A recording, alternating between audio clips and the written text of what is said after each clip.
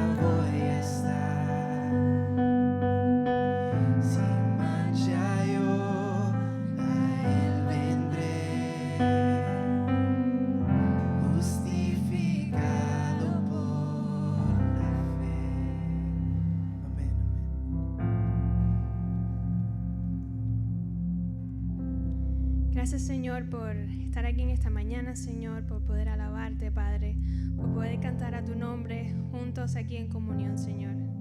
Gracias, Señor, por tu salvación, Señor, por tu misericordia, por tu inmenso amor, Padre.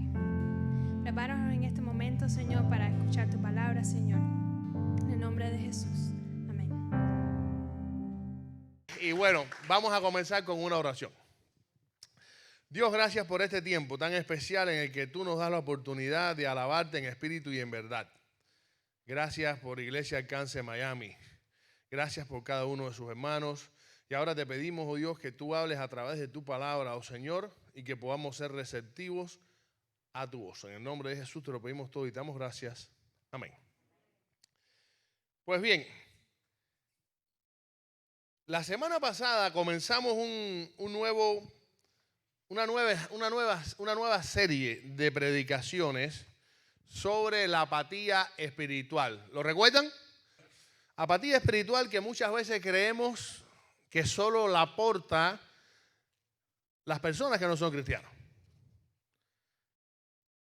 Sin embargo, la vida nos ha demostrado que nosotros los creyentes también podemos ser apáticos desde el punto de vista espiritual. El mensaje anterior se llamó Un enemigo silencioso. Así titulé a la apatía espiritual. ¿Pero qué cosa es la apatía espiritual? Bien, la apatía espiritual es la indiferencia mostrada hacia Dios y sus mandamientos. Para resumir, tú y yo muchas veces caemos en la trampa de la apatía espiritual, una enfermedad del alma. Y nos volvemos apáticos para con Dios y para con sus mandamientos. Y habíamos visto, entre muchas más cosas, dos características esenciales que es bueno que tengamos en cuenta para poder identificar cuando estamos cayendo en esta enfermedad. Y es que la primera característica de los apáticos espirituales, o de la apatía espiritual, es que tiene un orden de prioridades equivocado. La persona que está padeciendo apatía espiritual tiene un orden de prioridades en su vida equivocado. Dios establece bien claro que el primer gran mandamiento es: amarás al Señor tu Dios con todo tu corazón y con toda tu alma y con todas tus fuerzas, sobre todo. Dios tiene que ser, y eso está claro en toda la Biblia, lo primero en nuestras vidas. Sin embargo, la persona que está padeciendo apatía espiritual, está siendo apático, está mostrando desinterés hacia Dios, Dios no es lo primero. Pone cualquier cosa en el primer lugar de su vida y pone a Dios en segundo, en tercero, en cuarto, o ni siquiera lo tiene en cuenta. Tiene un orden de prioridades equivocado. Pero además, la apatía espiritual causa al apático una sensación de bienestar y conformidad espiritual que son en realidad falsos. La persona que está padeciendo esta enfermedad del alma cree que tiene sus cuentas pagas con Dios. Cree que está haciendo todo lo que puede hacer para estar bien con el Señor. Cree que ha llegado a la cima de su vida espiritual y que por lo tanto ya no tiene nada absolutamente que hacer. Él cree que está orando lo suficiente, aunque sea poco. Él cree que está leyendo la Biblia 2 veces a la semana, está muy bien, es bastante. Él cree que asistir a la iglesia un fin de semana sí y otro no está bien. Él cree que de vez en cuando a invitar a alguien a la iglesia o de vez en cuando dar algún dinero para una obra buena social es suficiente. Y Satanás se ha encargado de susurrarle al oído: todo está bien, no hagas más nada. Así de silencioso, de silenciosa y peligrosa es la apatía espiritual. Va penetrando en nuestras vidas y no nos damos cuenta. Pues hoy vamos a estar hablando sobre una de las causas o una de las manifestaciones de la apatía espiritual. Cómo en la práctica podemos ver, palpar que estamos cayendo en la trampa de Satanás respecto a la apatía espiritual. He titulado este mensaje: Causa de la apatía espiritual, el afán y la ansiedad. Y para eso los invito a que busquen en sus Biblias Mateo 6, versículos del 25 al 34. Mateo 6, versículos del 25 al 34 dice así. Escuchen bien, o pueden leer ahí en la pantalla. Por lo tanto les digo, dice Cristo, no se preocupen por su vida, ni por qué comerán o qué beberán, ni con qué cubrirán su cuerpo. ¿Acaso no vale más la vida que el alimento y el cuerpo más que el vestido? Miren las aves del cielo que no siembran, ni cosechan, ni recogen en graneros, y el Padre Celestial las alimenta. ¿Acaso no valen ustedes mucho más que ellas? ¿Y quién de ustedes, por mucho que lo intente, puede añadir medio metro a su estatura? ¿Y por qué se preocupan por el vestido? Observen cómo crecen los lirios del campo. No trabajan ni hilan, y aún así ni el mismo Salomón, con toda su gloria, se vistió como uno de ellos.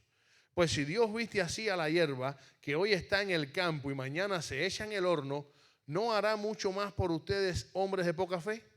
Por lo tanto, no se preocupen ni se pregunten qué comeremos o qué beberemos o qué vestiremos, porque la gente anda tras todo esto, pero su Padre Celestial sabe que ustedes tienen necesidad de todas estas cosas. Por lo tanto, busquen primeramente el reino de Dios y su justicia, y todas estas cosas les serán añadidas. Así que no se preocupen por el día de mañana, porque el día de mañana traerá sus propias preocupaciones. Ya bastante tiene cada día con su propio mal. Si lanzo una pregunta, estoy seguro que todos van a levantar la mano. Vamos a hacer un intento, una prueba.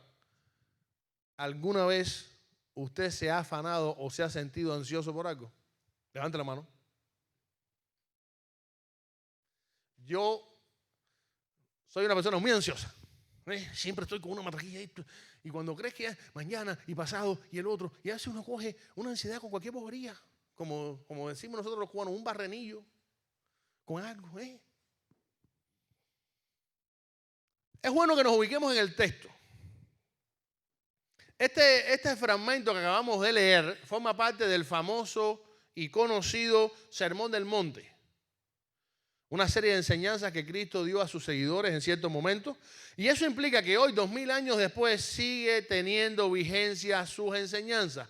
Hoy nosotros, los seguidores de Cristo, seguimos recibiendo y aplicando estas enseñanzas. Y sin dudas, el afán y la ansiedad es el centro de este pasaje que acabamos de leer. Aquí, de una manera sencilla, Cristo nos manda, nos ordena dos cosas. Nos dice que no debemos afanarnos por las cosas simples de la vida, y por otro lado nos ordena que le prioricemos a Él. Fíjense, Cristo aquí nos está dando una sugerencia. Cristo aquí no nos está pidiendo un favor. Cristo no nos está dando una selección. Selecciona entre... No. Cristo nos está ordenando algo, y si somos verdaderos creyentes, es nuestra obligación, es nuestro deber, ¿qué cosa? Obedecer a Dios. Por lo tanto, debemos tomar así de simple esta enseñanza. Desobedecer estos dos mandamientos es pecado.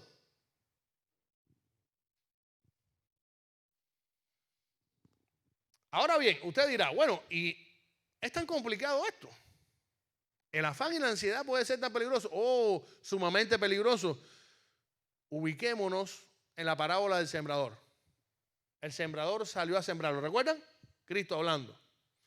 Y empezó a esparcir semillas. Y esas semillas cayeron en diferentes tipos de tierra. En este caso, Cristo ilustró 4 tipos de tierra. Y miren lo que dice Mateo 13:22 hablando sobre esta parábola. El que fue sembrado entre espinos, Cristo explicándole después a los discípulos qué significaba la parábola, hubo una semilla que cayó entre espinas. Y Cristo explica qué significaba esta semilla que caía entre espinos. El que fue sembrado entre espinos, este es el que oye la palabra, pero el afán de este siglo y el engaño de las riquezas ahogan la palabra y se hace infructuosa. ¿Se dan cuenta qué peligroso es afanarse? Por eso mucha gente entra a un culto, a la iglesia, un domingo, afanado, con su corazón afanado. Y si el afán lo domina durante el culto, va a salir igual. A veces uno se pregunta, wow, tremenda alabanza, tremendo mensaje, qué buen espíritu, y la persona salió como si nada. Así de peligroso es la ansiedad y el afán. Ahora bien, dejemos bien claro que este afán y esta ansiedad mencionadas en este pasaje no tiene nada que ver con la responsabilidad que cada ser humano tiene para trabajar diligentemente para sostener a la familia. ¿Estamos claros en esto? Desde un principio Dios estableció el trabajo y ser responsable con ese trabajo no implica que tú estés afanado, no implica que tú estés ansioso, simplemente es un mandamiento de Dios. De hecho, antes que el hombre cayera de pecado, Adán, estando en el Edén, antes de pecar, miren lo que Dios le dijo a Adán. Tomó pues Jehová Dios al hombre y lo puso en el huerto del Edén para que lo labrara y lo guardase. Adán trabajaba en el Edén, trabajaba la tierra. Era labrador. Se le daban tremendos melonzones. ¡Wow! Unos melones, imagino yo, de 10 libras. ¿Qué clase de melonzones? ¿No? El que le cayera un coco del Edén en la cabeza, ese no sobrevivía. Pero ¿qué sucedía? Tenía que trabajar la tierra, Adán, a pesar de todo. Porque es bueno, el trabajo Dios lo estableció como medio de subsistencia para los seres humanos. De hecho, el propio Pablo reafirma esta gran verdad cuando le manda a decir a Timoteo en una de sus cartas: porque si alguno no provee para los suyos y mayormente para los de su casa, ha negado la fe y es peor que un incrédulo. Y le había escrito también a los cristianos de la iglesia de Tesalónica lo siguiente: porque también cuando estábamos con vosotros os ordenamos esto, si alguno no quiere trabajar, que tampoco coma. Eso no lo inventó Lenin, eso lo dijo Pablo. Así las cosas, disculpen, queda bien claro que afanarse o estar ansioso no es lo mismo que ser diligente en el trabajo. ¿Está claro eso? Pues bien, vamos a entrarnos entonces en las dos enseñanzas de este pasaje. Ya habíamos mencionado que la primera es la siguiente. Cristo nos manda a no afanarnos por las necesidades básicas de la vida. Así de sencillo. No debemos afanarnos por las necesidades básicas. Y Cristo se refiere aquí a cosas tan elementales como ¿qué comemos? ¿O qué ropa nos ponemos? El afán y la ansiedad son palabras primo hermanas, parientes muy cercanos, que en ciertos contextos pueden fusionarse de tal manera que signifiquen lo mismo. Por tanto, cuando nos refiramos al afán y a la ansiedad, que muchas veces, vuelvo a repetir, es sinónimo una de otra, de cada palabra, vamos a referirnos a esto, a la angustia o a la preocupación que nos roba la paz y la tranquilidad. A eso le vamos a llamar afán y ansiedad. Un concepto fusionado. Caramba, hay algo que me tiene angustiado, que me está robando la paz. ¿Verdad que sin paz no se puede vivir? Usted puede vivir sin muchas cosas, pero vivir sin paz es terrible. De hecho, la mayoría de la gente que se suicida, ¿sabe por qué lo hace? Porque ya piensa, vive en una guerra tan grande en su vida, no tiene paz, pierde la paz y prefiere entonces no vivir así. Qué terrible es esto. Hermano, tengamos claro que cada vez que Dios nos prohíbe algo, ¿por qué lo hace? Lo hace ¿para qué? Para protegernos del pecado y para protegernos de las consecuencias. La gente del mundo cree, y muchas de las maneras en que se burlan de nosotros los creyentes es lo siguiente: ustedes los creyentes tienen un clase de panfleto al que le llaman Biblia, que tiene todo lo que pueden hacer, pero una cantidad de prohibiciones. Ustedes no pueden tomar, ustedes no pueden bailar, ustedes no pueden fumar, ustedes no pueden tener dos mujeres. Bueno, eso no es vida. Y quizás el que te está diciendo esto es esclavo de uno de los juicios más terribles del mundo. Y es un trapo humano. Y cree que está viviendo la vida. Wow. Bueno, y si cada vez que Dios nos prohíbe algo, lo hace para protegernos, ¿por qué nos está diciendo entonces que no caigan en la ansiedad y en el afán? Prohibido afanarse. No lo hagan. ¿Por qué? ¿Qué tiene de malo esto? Ya habíamos dicho que era muy peligroso. Vamos a adentrarnos en esto. Miren, en primer lugar, el afán y la ansiedad son la raíz de la avaricia. Y usted dirá, ¿a qué viene esto? En el contexto no lo veo. Este pasaje comienza con la palabra por tanto, con la cláusula conectiva por tanto, lo cual significa que todo lo que viene a continuación, que fue lo que leímos, tiene relación con lo que ya Cristo había predicado anteriormente. Por eso es bueno que cuando prediquemos y cuando estudiemos un pasaje, busquemos el contexto en el que está, sobre todo el inmediato, qué hay antes y qué hay después, para poder ubicarnos en tiempo y espacio y poder entender el verdadero significado de cada palabra o de cada enseñanza. Por eso leemos un poquito antes, en el versículo 19, que Cristo dice lo siguiente: no se hagan tesoros en la tierra, porque donde esté el tesoro, ahí estará tu corazón. En otras palabras, si ustedes dejan que la riqueza sea lo primero en sus vidas, donde quiera que esté la riqueza, ahí va a estar su corazón, y eso va a significar que va a ocupar el primer lugar de tu vida. Y si tú, por el amor a esas riquezas, sigues tu corazón, vas a ser capaz de bajar a Dios del primer lugar de tu vida y poner a la riqueza. Idolatría. Y ahora bien, y usted dirá, ¿y qué tiene que ver esto con la avaricia? Muy sencillo. Esta es una conexión muy sutil y peligrosa. Nadie que comienza un vicio comienza de pronto. Por ejemplo, yo mencionaba fumar. El que es esclavo del vicio de fumar. Yo estoy seguro que nadie comenzó a fumar por primera vez. El primer día se fumó 10 tabacos. No creo. Posiblemente, ¿cómo empezó?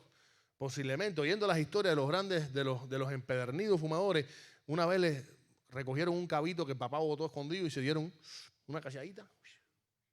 Después en las escuelas escondidos fumaban, hasta que poco a poco empezaron a fumar un poquito más, y un poquito más, y un poquito más. ¿Y en qué terminaron? En fumadores adictos, que después se fuman 5 cajetillas de cigarro diarias. Y no pueden vivir sin fumar porque les huele la cabeza, porque empiezan a temblar, porque empiezan las sudoraciones. ¡Wow! Lo mismo sucede con el afán y la ansiedad. Es el comienzo de convertirte en un avaricioso. Porque si tú empiezas a afanarte y a sentirte ansioso por cosas tan elementales como qué voy a comer o qué me voy a poner hoy de ropa, lo más posible es que cuando eso vaya creciendo y vaya creciendo, va a llegar un momento que lo que ocupe tu corazón ya no sea algo tan pequeño, sino que cosa, la riqueza, los bienes materiales, y entonces seas un adicto a un pecado como la avaricia. Por lo tanto, es bueno ponerle freno a la raíz del problema. Cuando uno quiere, en realidad, terminar con una enfermedad, con un padecimiento, va generalmente al origen. ¿Ok? Ejemplo número 1. Hay personas que dejan que el enojo se adueñe de ellos. Pero si le dan cabida a ese enojo, que luce pequeño, estoy enojado, estoy molesto, ¿cuántos no han acabado asesinando aquí? ¿Cierto o falso?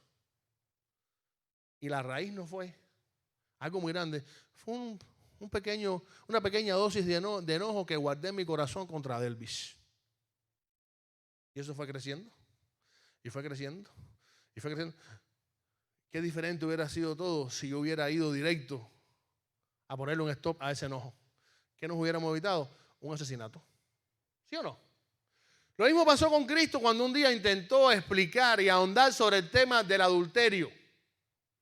Los fariseos, los escribas y los grandes maestros tenían un concepto muy físico del adulterio. Adulterio era tener relaciones sexuales con alguien fuera del matrimonio, ajeno a tu cónyuge. Y Cristo dice, no, hay que ir un poco más adentro, al corazón. Adulterio no solo es materializar el pecado físicamente, es también, ¿qué cosa? Pensarlo. Por eso Cristo dijo, cuando un hombre ve a una mujer que pasa por delante de él y la mira para codiciarla, ya está cometiendo adulterio en su corazón. Por eso Cristo trataba de ¿qué? De atacar el mal de raíz.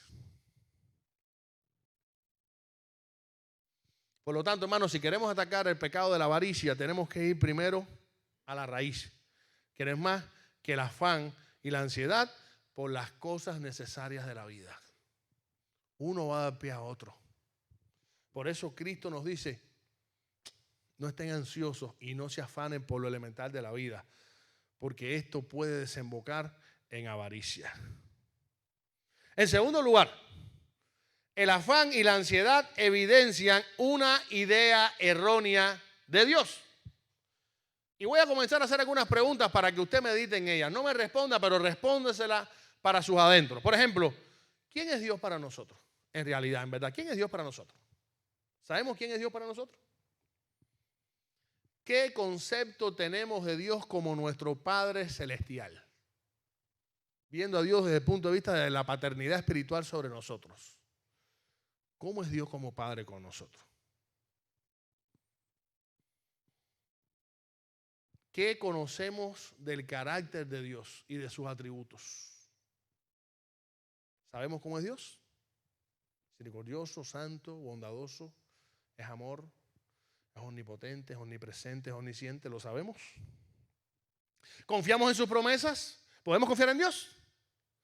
Él cumple sus promesas a veces, casi siempre, cuando tú te lo ganas o siempre. Y en sentido general, si usted lleva algún tiempo en el Evangelio, podrá decir que las respuestas a estas preguntas son muy fáciles y que las conocemos. Así de sencillo. Sin embargo, es muy paradójico constatar en la vida real que cuando estamos ansiosos o nos afanamos, a pesar de que creemos y afirmamos que Dios es el autor de la vida, por ejemplo, no podemos creer, sin embargo, que sea capaz de proveernos de lo necesario para subsistir.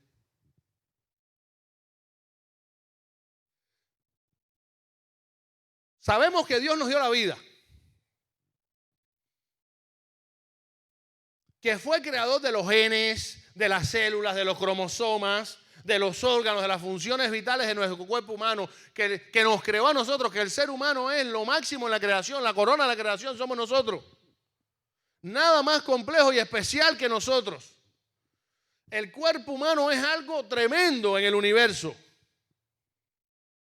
Y mi pregunta es, si sabemos eso, ¿cómo es posible que Dios, que nos ha dado la vida, que es lo más complicado, lo más difícil, lo más tremendo, lo más impactante, no nos va a dar algo tan sencillo como la comida y la ropa? ¿Cómo vamos a afanarnos por algo tan secundario cuando sabemos que Dios es un Dios omnipotente? Mi pregunta es, ¿qué es mayor? ¿La vida o el alimento? ¿El cuerpo o la ropa? Si alguien es capaz de prestarte o de regalarte $100, ¿no será capaz de regalarte $1?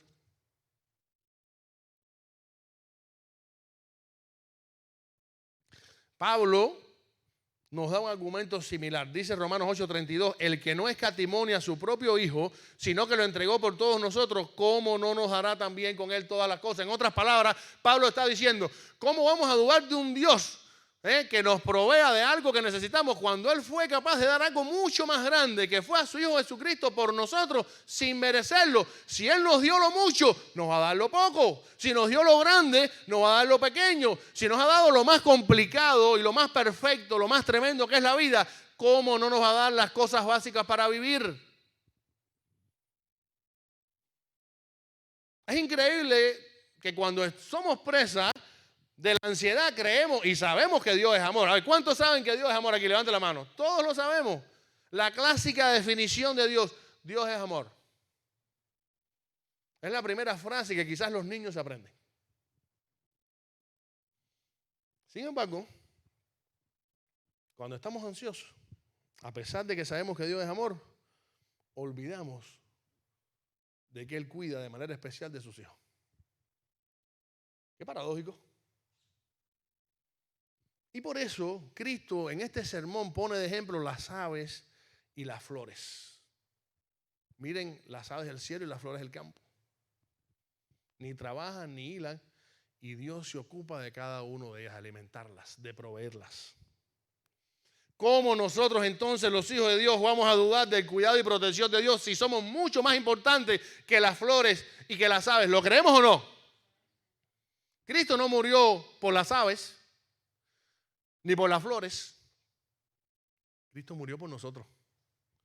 ¿Somos más importantes para Él o no? Si es capaz de proveer a los animales y a las plantas de vida y de lo necesario, ¿cómo no lo va a hacer con nosotros? Si Él es todo amor, si Él es nuestro Padre Celestial. a veces ni siquiera vivimos un ajetreo tan grande que ni siquiera nos detenemos a meditar en esto. Y Dios nos enseña con su creación tantas cosas. ¿Usted se ha puesto a pensar esto? A veces, ayer tuve la oportunidad de sentarme por un tiempo frente a la creación de Dios. Un río, unos árboles, la hierba, árboles con frutos, animales. Y dice, wow, todo esto lo hizo Dios. Y la hierba verde, y a pesar de la sequía, vuelve a salir. Dios le envía la lluvia cuando entiende. Y los animales, muchos de ellos ni van al médico, viven salvajes, algunos van al veterinario, como los perritos aquí de la familia Alcance, que últimamente han tenido una racha mala. Hay que orar por los perros también. Ay, sí, pero ¿cuántos viven salvajes y tienen heridas y se sanan y Dios los cuida y Dios los protege y se alimentan de lo que aparece?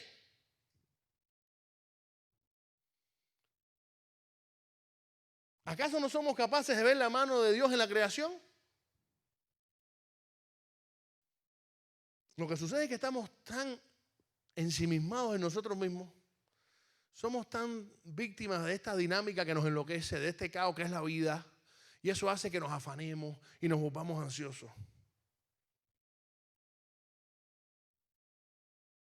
Tristemente, y esto es una buena manera de ilustrar esto para que entendamos lo peligroso de esta situación, cuando nos afanamos, es como si estuviéramos diciendo que Dios se ocupa más de los pájaros y de las flores que de nosotros.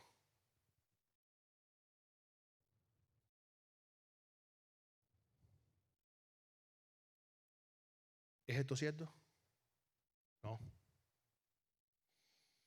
Él nos dio la vida, pero aún así dudamos que será lo suficientemente bueno, lo suficientemente sabio o lo suficientemente poderoso como para darnos lo necesario para nuestra existencia.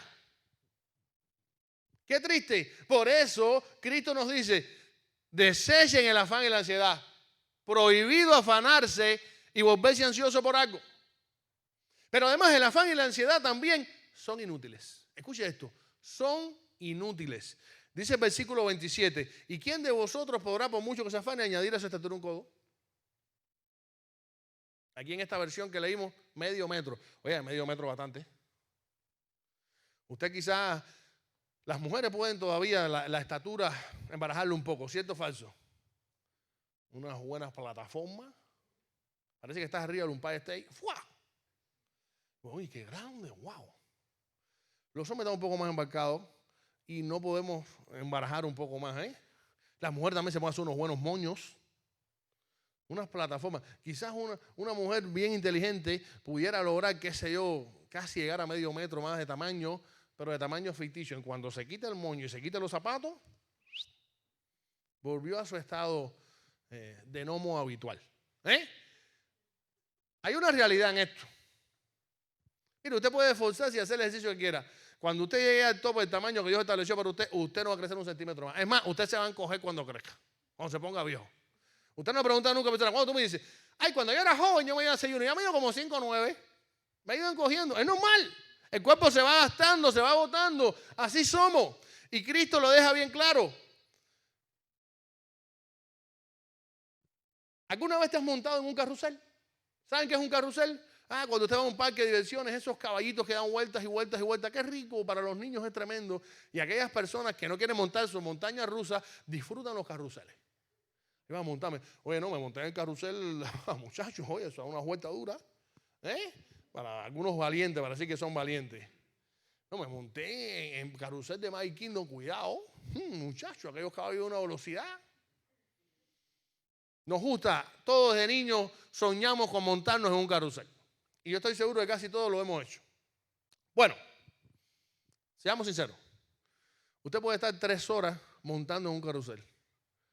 Cuando termine, usted va a salir por la misma puerta que entró.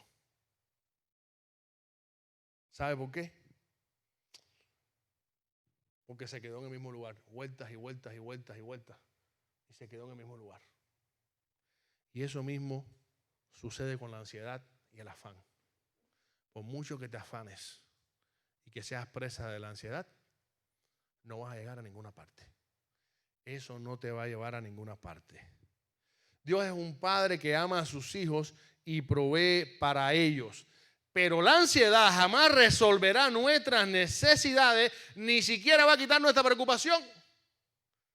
Cuando usted se vuelve ansioso o se afana por algo, está agregándole problemas a su problema. En primer lugar, no va a resolver nada. Y en segundo lugar, está agregando otra preocupación a su preocupación. Por lo tanto, podemos afirmar que el afán y la ansiedad son inútiles. Por eso Cristo dice, no se afanen, no sean víctimas de la ansiedad. Pero además, el afán y la ansiedad reflejan también una fe deficiente. Dice el versículo 30, ¿no hará mucho más con ustedes hombres de poca fe? ¿Y a quiénes Cristo se refiere aquí cuando los llama hombres de poca fe? Tenemos que tener bien claro que el no creyente no tiene ninguna fe en Dios. Se está refiriendo a nosotros, a los seguidores, que muchas veces tenemos una fe tan pequeña que ni siquiera llega a ser del tamaño de un grano de mostaza, porque si fuera del tamaño de un grano de mostaza, ¿qué podríamos lograr con eso? Traspasar un monte al mar.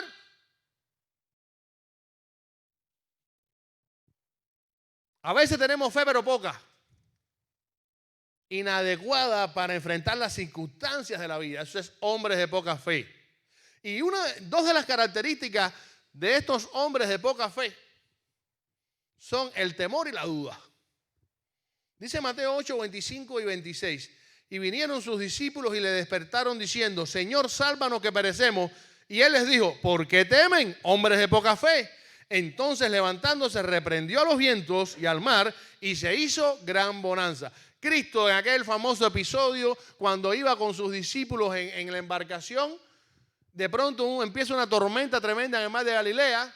Cristo estaba durmiendo y los discípulos no sabían qué hacer, eran muy diestros marineros, pero cuando vieron que no podían empezaron a aterrorizarse y a gritar, Maestro, sálvanos que nos morimos, nos ahogamos, perecemos. Y Cristo se levanta de pronto y dice, ¿por qué temen, hombres de poca fe? Yo estoy aquí, el creador del universo, que es imposible para mí. ¿Por qué temen? El temor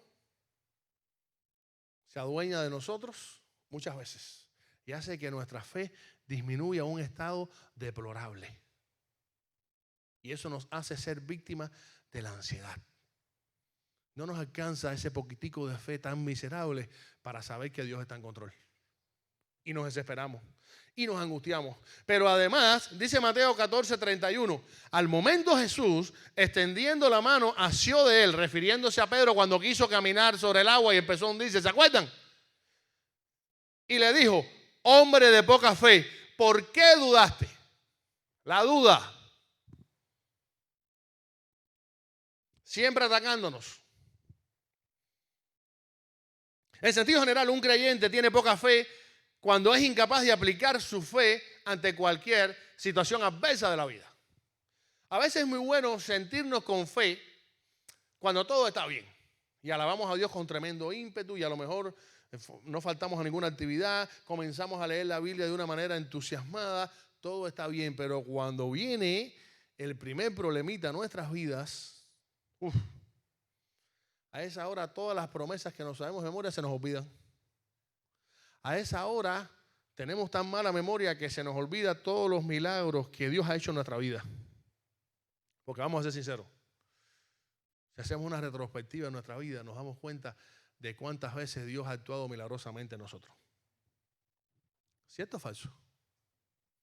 ¿Se te olvidó aquella oración desesperada que clamaste pidiendo una ayuda de emergencia en un momento y Dios te la dio instantáneamente? ¿Se te olvidó aquella vez que te diagnosticaron una enfermedad que parecía muy complicada y resultó ser que no tenías nada? ¿Se te olvidó aquel temor que tú, con el que fuiste a una entrevista de trabajo pensando que no te iban a dar el trabajo que tanto necesitabas y Dios fue tan bueno que a pesar de tu ineptitud te dieron el trabajo? ¿Qué mala memoria tenemos. A veces nos comportamos como los israelitas en el desierto, ¿lo recuerdan? Eran esclavos en Egipto, Dios les envía a Moisés, viene, los libera. Moisés hizo tremendos milagros, las 10 plagas atacaron a Faraón y a los egipcios, pero a los israelitas no los tocó. Una plaga tras otra, hasta que al final murieron los primogénitos, incluso de los animales de los egipcios. El faraón, que había endurecido su corazón, no les quedó más remedio que dejarlos ir. Pero le hace una emboscada, al final los deja ir, pero les cae atrás con el ejército más poderoso del mundo. Y llega un momento que estaban frente al Mar Rojo y a sus espaldas el ejército, a los lados montañas, no tenían a dónde ir. Y ahí ocurrió uno de los milagros más grandes de la historia. Se abrió el Mar Rojo y el pueblo esclavo de Israel pasó en seco. Y acabando de pasar, entrando y estando ya en el centro del fondo del mar, los egipcios, se cerró el mar y consumió.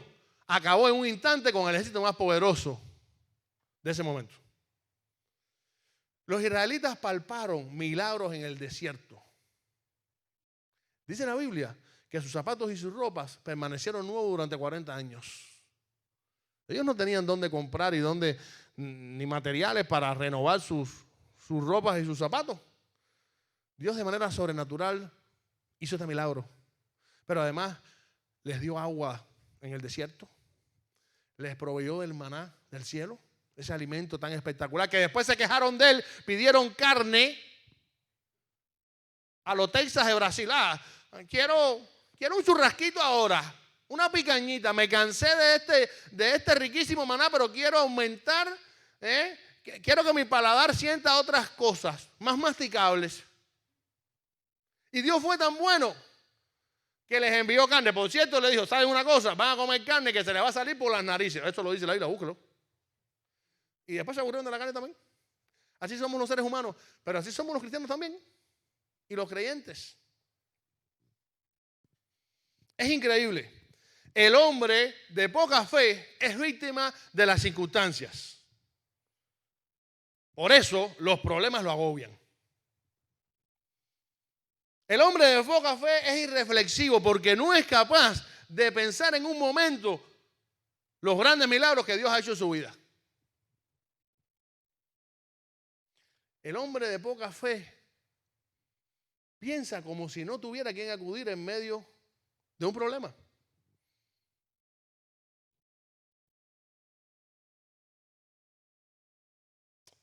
Sin percatarse de que tiene un Padre Celestial que lo puede resolver todo al instante.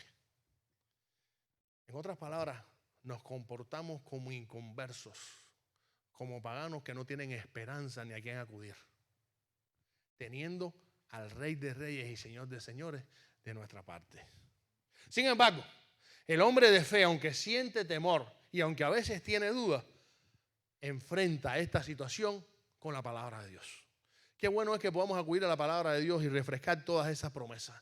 Qué bueno es que podamos ver la historia de esos grandes hombres a los que Dios les sanó, a los que Dios los iluminó, a los que Dios los usó de una manera tremenda. Todos los milagros que Dios hizo a través de la historia, que hace, que ha hecho, que está haciendo y que seguirá haciendo, porque Jesucristo es el mismo ayer, hoy y por los siglos. Su poder sigue inalterable y su condición de Dios supremo sigue estando ahí, lo estará por los siglos de los siglos. Así de sencillo. David tenía esto bien claro. Por eso en el Salmo 53:6 dijo lo siguiente: en el día que temo, yo en ti confío. Y sí, el temor puede atacarnos, pero la confianza en Dios tiene que aplastar ese temor. La ansiedad puede atacarnos, el afán puede atacarnos, pero tenemos que entender que hay un Dios muy superior a eso, que nos ha dado cosas más grandes que lo que quizás provoca ese afán. En Él tenemos que confiar. Si queremos librarnos de la ansiedad, debemos aplicar nuestra fe a las circunstancias de la vida. Las pruebas, y esto vuelvo a repetir, no lo inventé yo esta frase, me gustó mucho y la pongo a cada rato en varios de mis mensajes. Las pruebas son el gimnasio del creyente, donde nuestra fe será ejercitada y fortalecida. Ceder ante la ansiedad implica actuar como aquellos que no tienen a Dios en su corazón. Y a mi mente viene un pasaje que es impresionante. Casi todos ustedes lo conocen. ¿Se acuerdan del pasaje de la hija de Jairo cuando fallece? Jairo viene primero buscando a Cristo, ¿para qué? A ver. ¿Para qué?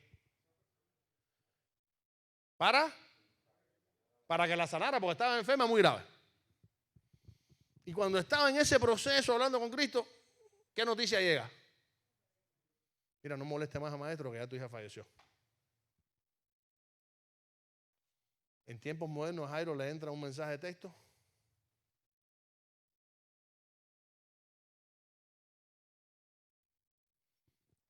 Ustedes se pueden imaginar por un momento cómo se habría sentido Jairo. Ahí vamos a tratar de ponernos en los zapatos, en las sandalias de él, porque no usaba zapatos. Vamos a ponernos en la sandalia, en la túnica de Jairo ahora. Piense. Padres que estamos aquí, que nos den esa noticia ahora.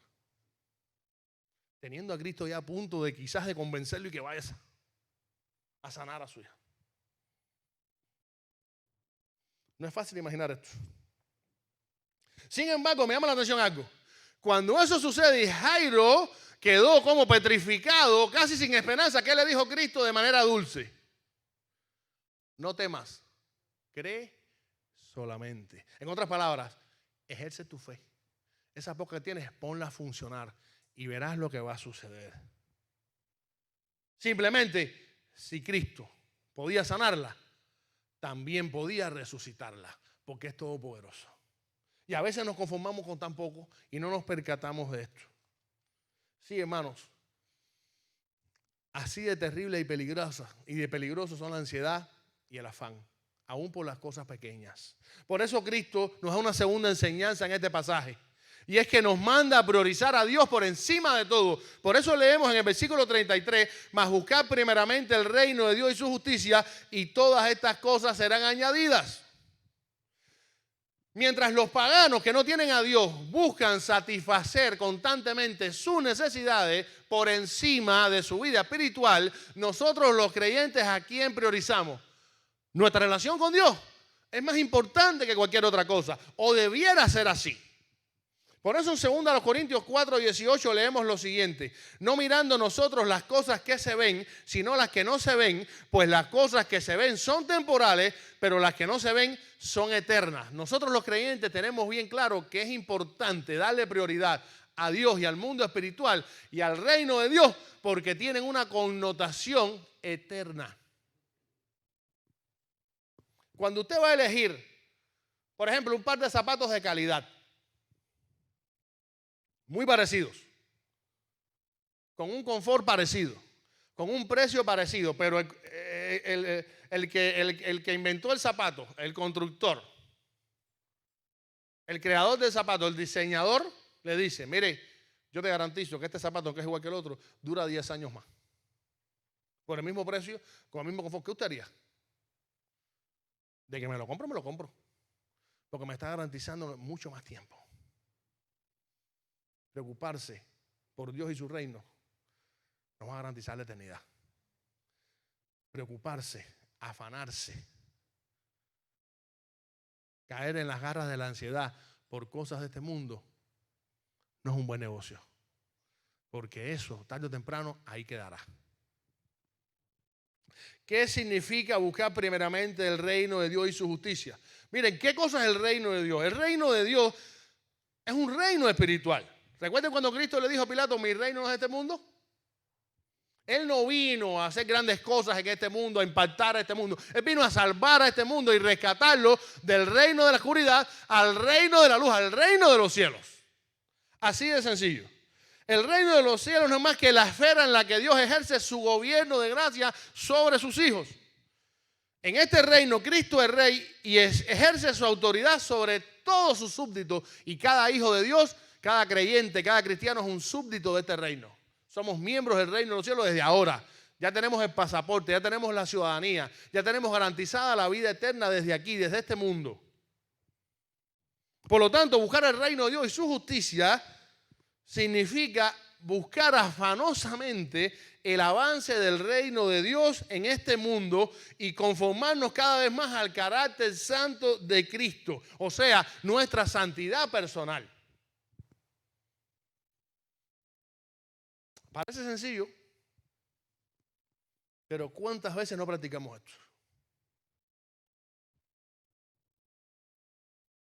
Hermanos, si queremos librarnos de nuestras ansiedades y de nuestro afán, debemos dedicar más tiempo y nuestro principal tiempo a la obra de Dios y a la santidad. Y quiero preguntarte esto, para poner en práctica esta enseñanza. Cuando salimos todos los días a trabajar, ¿con qué objetivo lo hacemos? ¿Cuál es tu prioridad? ¿Acumular horas para que después el jefe te dé un cheque a fin de semana? ¿O ir con la idea, Señor, quiero que me uses en el trabajo hoy para ganar almas para tu reino? ¿Se dan cuenta? Una misma función, dos perspectivas diferentes. Te pregunto,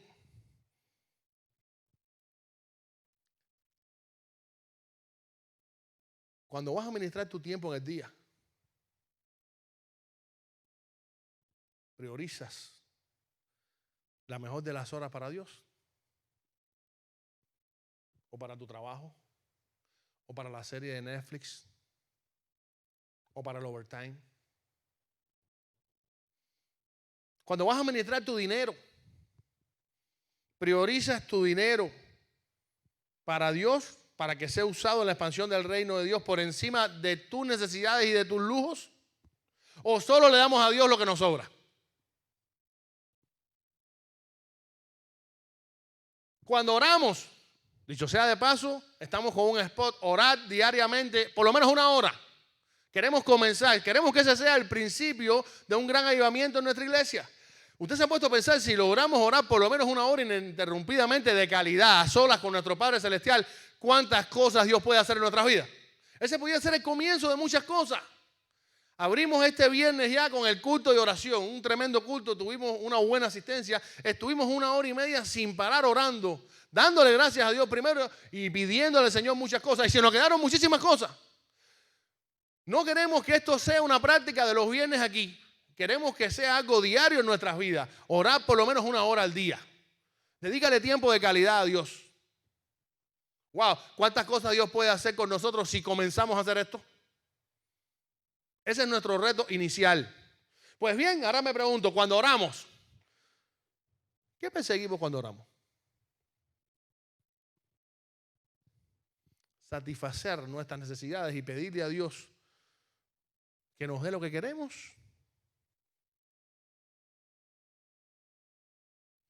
¿O priorizamos en nuestras oraciones el avance del reino de Dios y su justicia? ¿Priorizamos la asistencia a la iglesia por encima de cualquier otra actividad semanalmente? ¿O cualquier invitación secular hace que dejemos la iglesia como si eso no importara? Ah, vengo la semana que viene.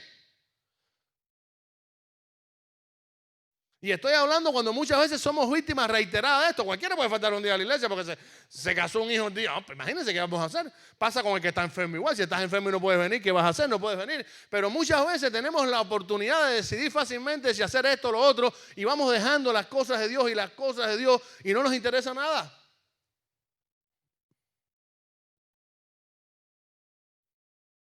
Cuando piensas en tus hijos, y ya esto voy a tocar aquí algunas fibras íntimas de corazón de padre, muchos padres aquí. Yo quiero hacerte una pregunta. ¿Qué te preocupa más? ¿La salud de tus hijos? ¿El bienestar de tus hijos? ¿Los estudios de tus hijos? ¿Las necesidades de tus hijos? ¿O que tu hijo conozca a Cristo como su Salvador, le acepte y garantice su vida eterna?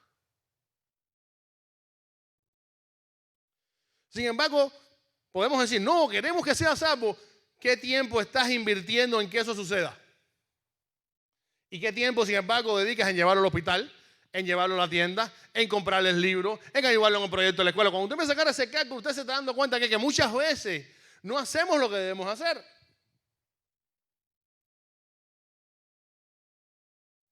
Supongamos que estamos en un crucero. Fíjate quién pongo de ejemplo aquí. Ok, vamos a... El Guille y Milka van a celebrar aniversario de bodas. Ellos cuadran cuadran con María y con Raquel para repartirse los muchachos, quédense ahí, que nosotros nos vamos a celebrar nuestro aniversario de boda. Pero el Guille fue de pronto a una boutique francesa que queda ahí en Miami Beach y le compró a Mica un vestido de $5,000. Y le dice a Mica, mi amor, quiero que te estrenes este vestido en este crucero. Hay una cena especial en honor a ti, que ya cuadré con el capitán del barco, y tú vas a ser la reina de esa fiesta. Pero necesito que te pongas el vestido para que resaltes, para que seas la reina de filet mignon en medio de esta fiesta. Para que no haya ojo, que todo el mundo esté, porque me place eso. Y de pronto llegó la fiesta, el Guille todo preparado, muy bien, wow. La gente esperando ansioso y comienza y la gente fiestando y Milka reluciente con su vestido de $5,000 y de pronto en el medio de la boda, cuando van a hacer el brindis para celebrar el aniversario de boda, suena la alarma del barco. Hay un incendio en el cuarto de máquinas y el barco se está hundiendo a una velocidad desesperada. La tripulación trata de mantener la calma y darle, pero todo el mundo era cubano y Jayalía. Todo el mundo empezó a correr para todos lados, la gente empezó a tirarse, a correr, a salvarse. A esa hora se le olvidó todo el mundo la fiesta, se le olvidó todo. Y Mica y Guille tienen dos opciones. Ni salvavidas tienen. O se lanzan al agua desesperadamente antes de que el barco explote y se hunda, como el Titanic. O se quedan ahí porque Guille no quiere perder los $5,000 que le costó el vestido. No, Mica, tiene que quedarte aquí hasta después el capitán nos quedamos nosotros. Le decimos al capitán que él se tire y nosotros nos quedamos aquí cuidando el barco hasta que venga a rescatarnos. No, a esa hora que haría Guille, ni a Guille, ni a Mica, ni a nadie le importaría, no, si le costó $5,000, si le costó $1,000,000, hay que salvar la vida. ¿Cierto o falso? Y luce un poco chistosa esta ilustración, pero en la vida real nos pasa eso. Hay tantas veces que no priorizamos lo verdaderamente importante y por eso Cristo indica aquí, hey, no sean víctimas de la ansiedad ni del afán por las cosas elementales. Preocúpense, afánense, vaya, en cumplir mi voluntad. En realidad, denme la prioridad a mí. Y entonces, viene una promesa final. Todas estas cosas serán añadidas. En otras palabras, si hacen eso, ustedes verán que esa preocupación que tenía, esas cosas necesarias que ustedes necesitan para vivir, valga la redundancia, yo se las voy a dar. Preocúpense por lo verdaderamente importante, no por lo secundario. Y verán mi mano en sus vidas. Cristo nos enseña que la esencia de la vida no es suplir nuestras necesidades, sino que eso Él lo hará por añadidura. Dice Lucas 12:15 y les dijo, mirad, guardaos de toda avaricia, porque la vida del hombre no consiste en la abundancia de los bienes que posee. Sí, hermano, Satanás tiene estrategia y ya con esto concluimos. Una estrategia tremenda. Él quiere que seamos víctimas de la apatía espiritual, que nos alejemos de Él poco a poco, que nos alejemos de sus mandamientos, que invertamos el orden de prioridades, que nos equivoquemos en esto. Y una de las herramientas que usa es el afán y la ansiedad. Quiere que nos afanemos hasta por lo más mínimo, que nos preocupemos. Pero tengamos bien claro algo. Aquel que nos creó, aquel que envió a su Hijo Jesucristo, el Rey del universo, el Señor de señores que reina y domina en este mundo, es nuestro Padre Celestial. Nos ama y como a hijo nos va a tratar. Confiemos en Él. Prioricemos nuestra relación con Él. Prioricemos en cada área de nuestra vida glorificar a Dios y ser instrumento en sus manos para que su reino avance, para rescatar almas del infierno, para predicar el evangelio a este mundo perdido. Y si hacemos esto, les puedo garantizar, no yo, Jesucristo, que Él nos dará lo que necesitamos por añadidura. Preocupémonos de lo principal y dejemos que Él nos dé lo secundario. Preocupémonos de hacer lo importante y dejémonos que las cosas más simples nos las dé. Qué bueno es saber que Dios nos ama como un padre ama a sus hijos, mucho más. Que es poderoso y que pone ese poder, ese amor y esa misericordia en función nuestra. Pero tengamos cuidado, porque el afán y la ansiedad puede hacernos olvidar estas grandes cosas que conocemos. Que Dios nos bendiga y quiera Él que podamos poner en práctica este sencillo mensaje, un pasaje del que todos conocemos. La semana que viene continuaremos estudiando algunas de las otras manifestaciones de la apatía espiritual. No solo es la ansiedad y el afán, hay otras manifestaciones, hay otras causas que pueden alejarnos de Dios y que nosotros los creyentes debemos tener bien claro. Terminamos en oración esta parte. Señor, gracias porque tú eres bueno y para siempre es tu misericordia. Guíanos y bendícenos. Gracias porque tenemos tu palabra a nuestro alcance para cumplirla, para obedecerla. Ayúdanos, oh Dios, a entender que afanarnos por la vida no nos lleva a ningún lado. Ayúdanos a confiar en ti. Ayúdanos a priorizar tu reino y tu justicia por encima de todo, para ver coronadas todas nuestras necesidades de parte tuya. Guíanos, bendícenos y haz que podamos poner en práctica este sencillo pero profundo mensaje que tú nos has hablado hoy. En el nombre de Jesús te lo pedimos todo y damos gracias. Amén. Terminamos como comenzamos, cantando.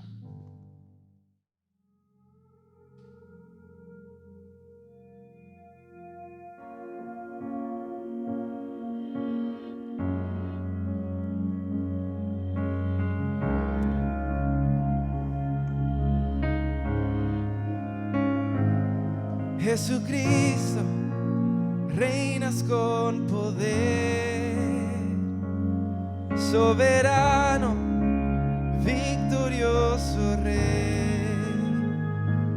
Ni la muerte pudo detener tu poder para vencer.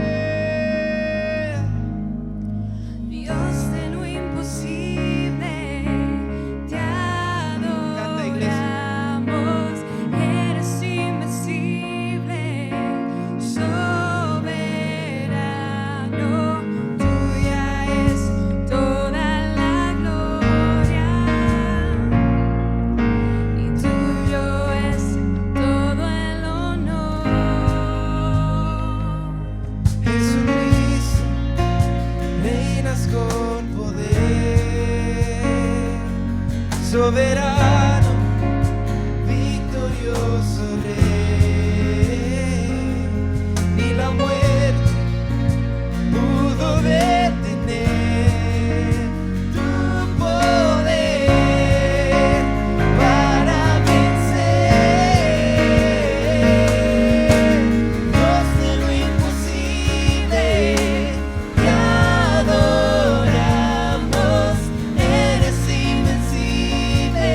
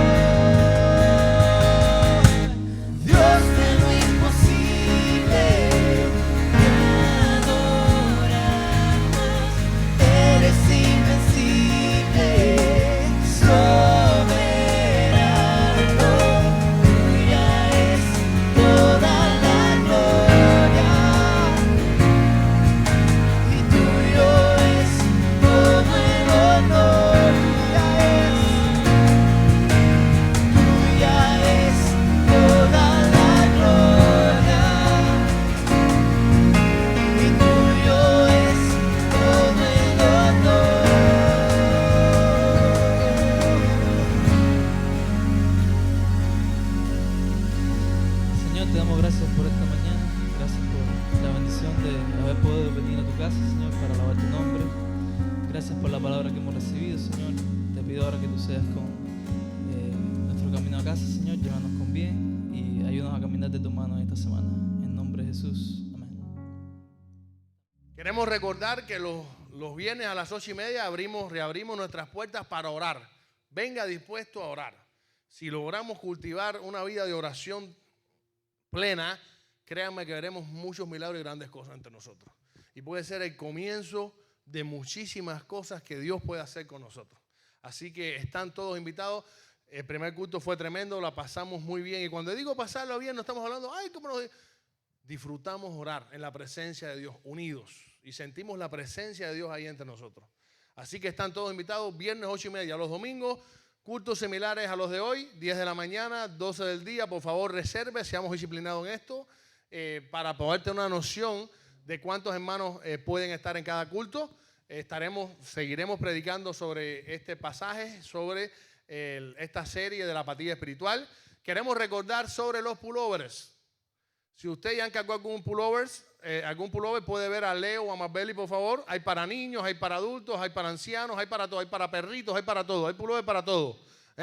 Si usted no lo ha pagado, puede pagarlo directamente aquí o también online. Así, pero por favor, póngase en contacto con Leo y Marbeli hoy si quiere encargar o ya encargó y necesita pagar los pullovers, ¿ok? También queremos recordar que si usted quiere ofrendar online, puede ir a nuestro sitio web, alcancemiami.com, y ahí se le va a explicar cómo hacerlo.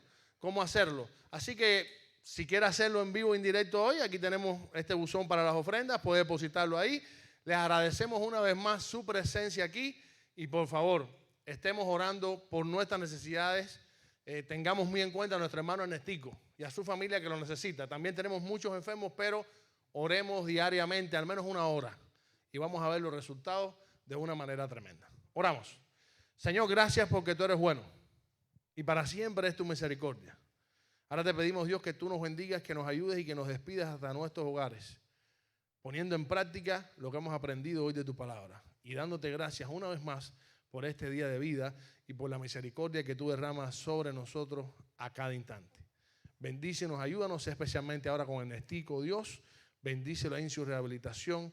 Gracias porque Él te ama, porque tú lo has usado de una manera tremenda. Señor, dale fuerzas también a Nelis, a los niños, con los familiares, y ayúdanos a nosotros como iglesia a no dejar ni un segundo de interceder y de orar por Él. Guíanos, bendícenos y perdona nuestras faltas y nuestros pecados. En el nombre de Jesús. Amén. Dios les bendiga, hermanos. Quedan todos despedidos.